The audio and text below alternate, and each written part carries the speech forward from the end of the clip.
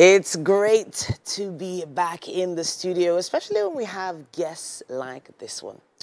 Kemi Adekomi is a filmmaker. She is an actor, she's an MC, she is a voiceover artist, and this lover of the mastery is here to show her or share her journey with us. Welcome to the studio. Thank you so much. It's really nice to be here.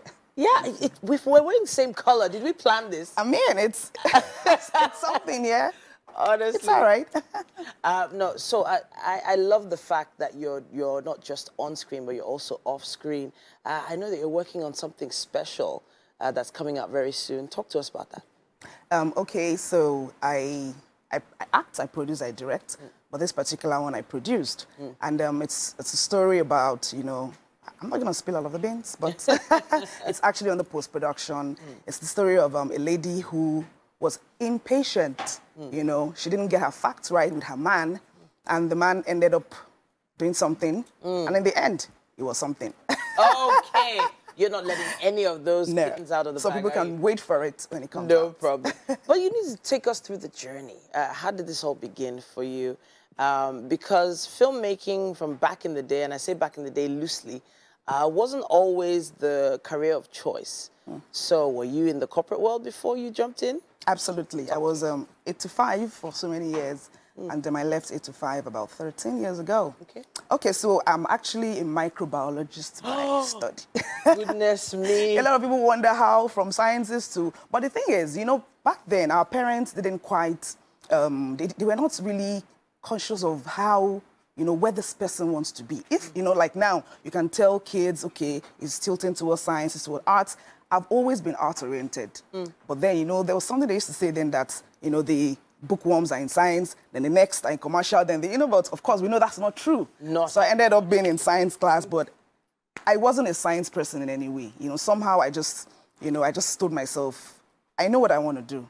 And then a friend of mine, Kende Akintoye, particularly, you know, he said to me, he said, Kemi, why not attend the National Broadcast Academy? Okay. And I said, okay, that's true. I mean, that would move me from sciences to, so I went there, I studied broadcasting, actually, presentation. I also worked at a radio station for a couple of years as a newsreader, yeah. So this is a journey. Yes, that's it. Okay. And so after some time, I knew I wanted to do film. I started off as an actor many years ago, like 2004, 2005, but I was trying to round up in university, so it was a bit tough. So I said to myself, okay, when the time comes, I'll come back. So about 6, 7 years ago, I came back fully and I said, this is what I want to do. So I actually started off with acting. So now it feels like, well, the way it was before, like the early 2000s and how it is now, it's a really big difference in the industry. And that could have been, in quote, overwhelming for you to jump back into. So how were you able to handle that? Well, it wasn't quite easy because, like I said, I took a while to start a family, get married, have kids and all of that. And then when I was done with all of that, I knew that, okay, I mean, I'm ready for it because it's really not easy combining the home front with, you know, the act of filmmaking and all of that. But when I came back, I said to myself, this is what I really want to do.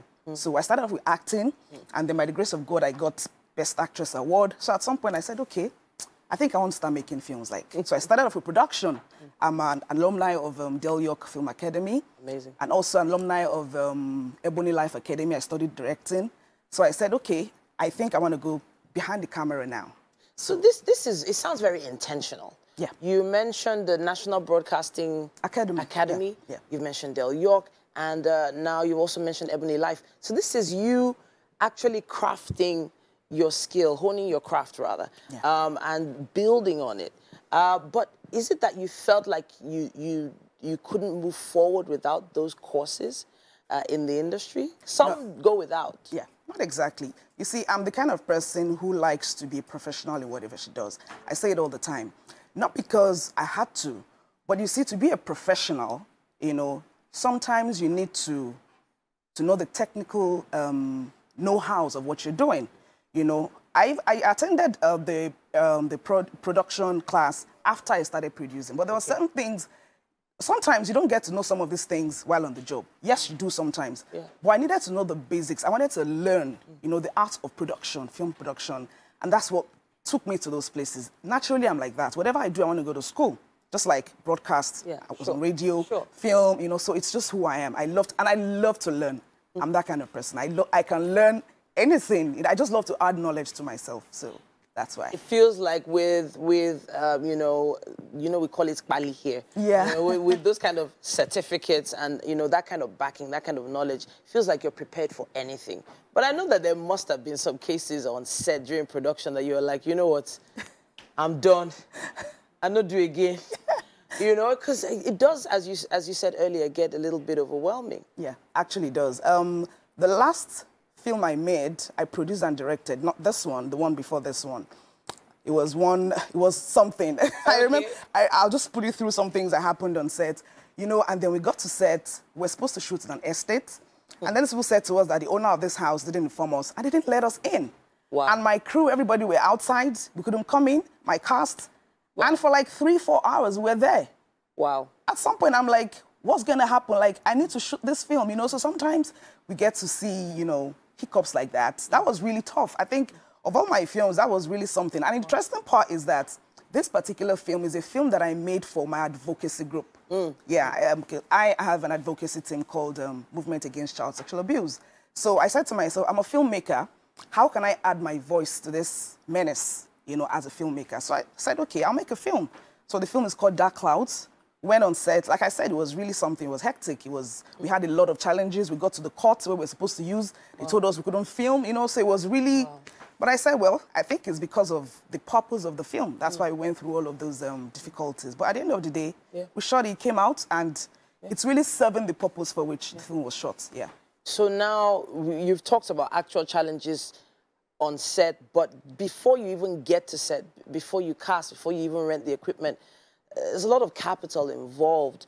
Now, you did take a break for a while to, you know, start a family, but then that investment, that risk, how did you make that decision to, you know, jump back in at such a scale? Well, I'm someone who, whatever I want to do, I don't give up. I'm someone who I just push. I just keep pushing.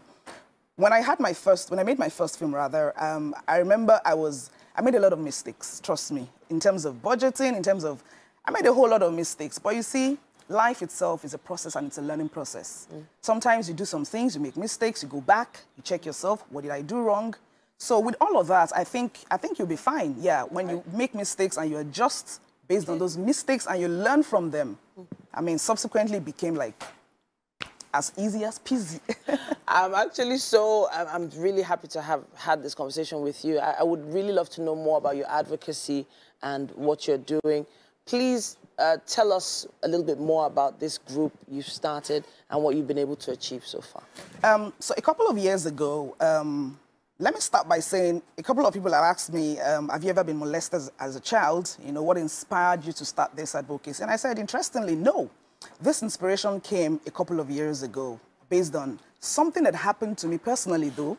I mean, I'm no longer a child, so, but something happened and I said to myself, I've always known that I wanted to do something for kids, for children, but I didn't quite know the direction I was going to go. So a couple of years ago, something happened and I said, okay, I think this is it. So I reached out to a couple of people. I have this thing in my head. I don't know what to do. I don't know how to start it. And then somehow we just started it, you know. What was it, like on WhatsApp? Was it in your church group? Or yes, WhatsApp. Yeah, I just put one or two people together and then we formed the WhatsApp group. And then we just started every week. We post messages on social media. We had workshops, you know. And then, like I said, this particular film that we made, we actually take it to secondary schools around Lagos for now. And we show it to the children free of charge, you know, because the story tells, you know, what happens. Because you'll be shocked that a lot of people still feel like my mom, for example, she's like, does this really happen? And I'm like, it does, like a whole lot. There was a particular school where we went to show this film, and then while the film was going on, when the film was showing, a girl just started crying. And I told one of my team members to, you know, talk to her. And alas, the story was speaking to her almost directly. This girl was being molested by her own uncle. Her uncle. And then, of course, we tried our best, you know, to intervene and all of that. We have a case currently ongoing now about a 6-year-old that was defiled by her father, her own father, you know. We're taking it to court, definitely.